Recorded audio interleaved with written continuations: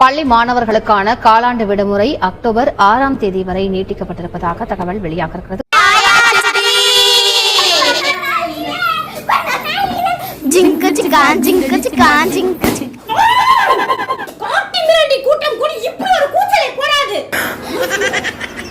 உங்கள் கூச்சலை தூக்கி கடலில் போடுங்கள். உங்கள் ஆட்டத்தை தூக்கி நெருப்பில் போடுங்கள்.